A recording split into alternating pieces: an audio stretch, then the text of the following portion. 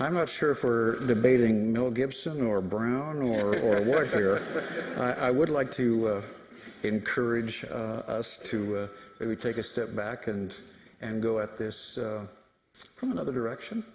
Consider that. Water, perhaps? Take a sip of water. Okay. Yeah.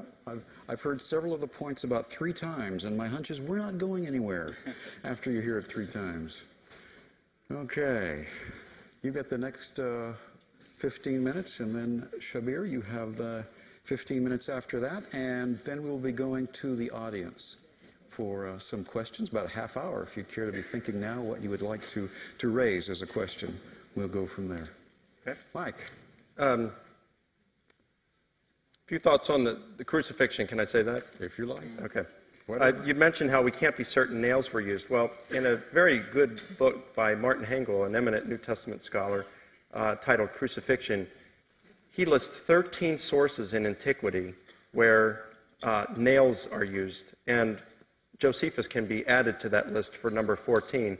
We can probably add Tacitus to it as well as 15. Don't mind if I interrupt you, but okay. I didn't deny that nails were generally used in crucifixions.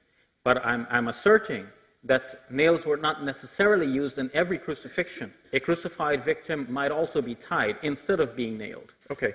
Hengel does mention one account in antiquity where binding, tying to the cross is used, but only that it was used and as a practice in Egypt.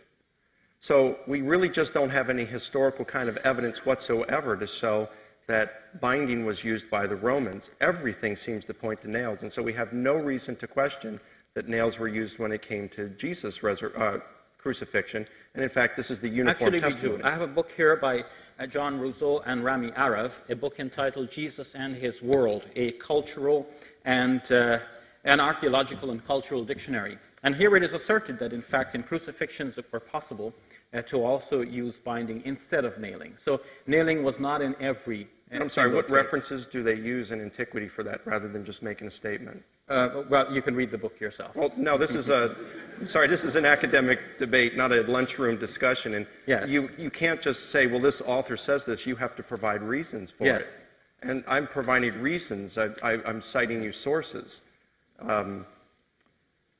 Now, if you like, I'd be happy to change. I'll give you his references. In his bibliography, he has named here a long list. And rather than delay everyone with that, I'll show you the list. And if you would like, you can make a copy, and I can... Okay, where's the list of what? Here is the bibliography, just dealing with the crucifixion. Right, but you're responsible now to show me where it says that binding is used, not just the bibliography that I have to go through and read now. No, I don't think this is necessary, because remember, you cited Martin Hengel, right, whose book I have and is sitting in my hotel room right now. Martin Hengel, you cited Martin Hengel. I did not question the integrity of the scholar. Martin Hengel is a known scholar. I respect him, and if he says that his sources lead him to this conclusion, I have no doubt in that. Here we have a couple of respectable scholars producing a respectable book with a long list just dealing with the few pages in which they have dealt with the crucifixion. So pages 74, 75, 76, 77, and a part of 78 deals with the crucifixion. Mm-hmm. And then his list of books almost fills the rest of that page. So I do not question the integrity of these scholars, and you cannot say that in the midst of a debate here, we should question the scholar who got the information from the other scholars. That would be, I think, a sticky point. Okay, well, at least I got Josephus, I've got Tacitus. Who can you provide as a counterexample where binding was used by the Romans? What I'm providing is a book that has been written by a couple of reputable scholars. They're not Muslim scholars. John Rousseau, Rami Arav.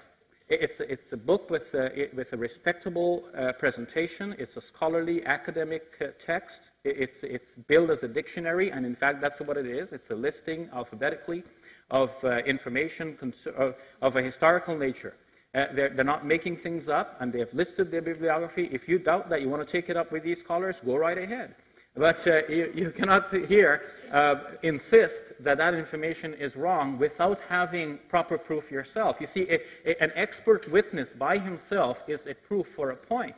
And if you want to refute that proof, you can bring other expert witnesses who say that it is not. So far, all you have mentioned is that Martin Hengel has found evidence that binding was used for crucifixions in another part of the world. But you're arguing from silence, because you have not a proof from Martin Hengel that binding was not used among the Romans. And here, these scholars have offered information to show that binding was used. I don't think we have any reason to doubt the integrity of these scholars. Now, if I had said it from myself, then you can challenge me, okay, Shabir, bring me your proof. I brought you the proof here. Then you ask me for the proof for the proof. What you have shown me is a single book, and you haven't given me a statement out of it which shows that the Romans used binding. Hengel in his book does provide 13 sources where the Romans used nails. Yes. And like I said, we can add Josephus to that. We can probably add Tacitus to it, because he says that Christians were affixed to crosses, the Latin term affixed, and then they were set ablaze on fire, and they wouldn't use binding or else the ropes would burn. So nails make more sense there. If we take Tacitus there, well, then that would be an additional source and bring it up to 15. Yeah, but you see, notice that you're arguing from silence, because saying that nails were used does not deny that for some other victims, ropes were used. Right, and you said yourself. If all the evidence we have says nails, and we do have the 4 testimonies of the Gospels, since you're using them, I'll just point out that John mentions nails. In fact, Luke alludes to it when he says that Jesus showed his hands to them. So if that's the case, we do have 2 reports that said nails. It seems to go in with the other reports that are available.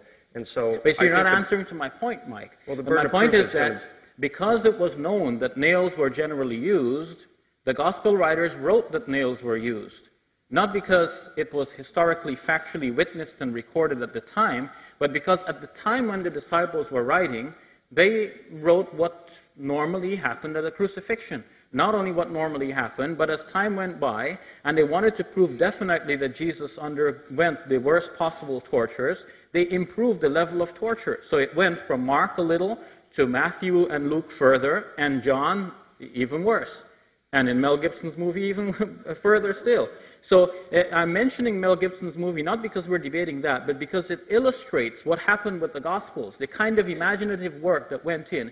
And the fact that Gibson can do that with us today, even though we have the written Gospels before us to see where he has actually gone off on a tangent, shows the kinds of imaginative work that could have been done before him prior to the availability of these written documents.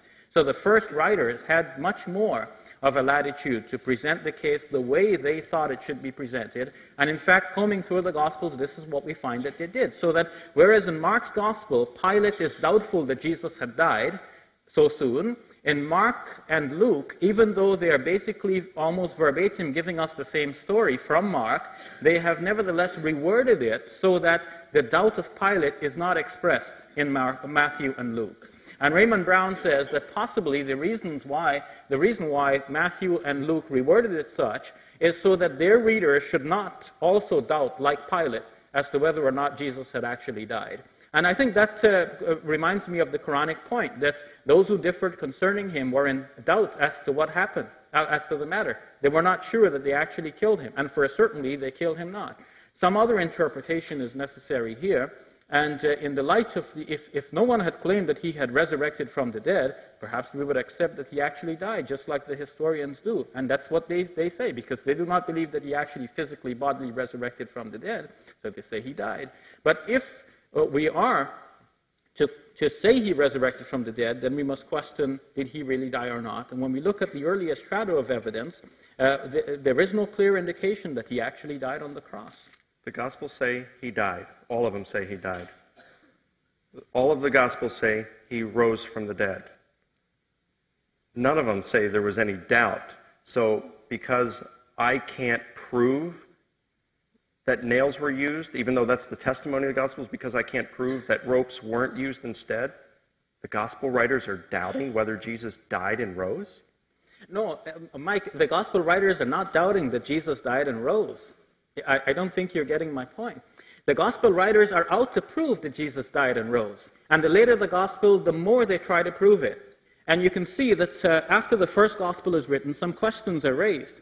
And the later Gospels try to eliminate those questions. For example, who carried the cross of Jesus? I mentioned in my opening presentation that some second century Christians believed that Simon the Cyrene, who was made to carry the cross of Jesus, was made to look like Jesus and crucified instead. Now, the Gospel according to John says that Jesus went out carrying his own cross. And then the next thing you know, he arrives at Golgotha. So you cannot have it both ways. The first three Gospels has it that Simon the Cyrene was compelled to carry the cross because obviously Jesus was too weak to carry it. The Gospel according to John shows that Jesus is strong and powerful throughout. He doesn't get arrested, he hands himself over. Nobody dares to arrest him because they just fall back the moment he says, I am he. Jesus hands himself over because he's deliberately dying for the sins of mankind. A very different picture than we have in the Synoptic Gospels. Now, in the Gospel according to John, because Jesus is so strong throughout, he doesn't need anybody to carry his cross, but a more important point, people were reading the other Gospels and using it as a proof that possibly Simon was in fact crucified instead of Jesus. John did not want his Gospel to be read in this particular way, and so he has it that Jesus went out carrying his own cross. He emphasizes that point. Not just simply that Jesus went out carrying his cross, but Jesus went out carrying his own cross, as it says in the NIV. There is an emphasis there because John wants to make sure that everybody knows that there's no Simon of Cyrene here to deal with. It's just Jesus. He's strong throughout. He goes up to the cross by himself. Nobody arrests him. Nobody can take his life away from him. He gives it up of his own accord. He lays it down, and he has the authority and power to take it up again. A very different Jesus, a very different gospel, a very different story, and you can see the evolution. So what you have to deal with is that evolution, and you have to show that the evidence for the actual death and physical bodily resurrection of Jesus from the dead is there in the earliest strata. It is not enough to say, well, the later strata says this. But that's not my argument. My argument has been, it's in the earliest strata. That's what I've been emphasizing. No, but yet you keep going to the Gospels. I'm saying, I'm over here on this hill. No, but I'm still waiting for you. Mike, in fairness, I have actually addressed you over on that other side of the hill. But all you're saying is the Gospels say this. It's kind of like your argument is, all right, the Gospels contain legend, therefore the sources that existed decades prior to the Gospel must be cut from the same cloth. And that doesn't necessarily follow. No, what I've shown is an evolution. You see, the earliest stage in the belief in the resurrection of Jesus was that God somehow raised Jesus back to life, even though people had seen him dying. That God rescued Jesus and raised him to himself. That's the earliest strata. No, it's not that he rescued him. I mean, there's nothing in the early strata that says rescue him. I mean, he presented the rescue theory, but there's no evidence for it. It's contrary to the eyewitness testimony. It's based on a single source written 600 years after Jesus with no contact with the eyewitness, and it's ad hoc. That is because it's a supernatural explanation with no evidence that's contrary to the evidence. It seems that it was constructed not so much in an attempt to rescue Jesus as it is to rescue Islam.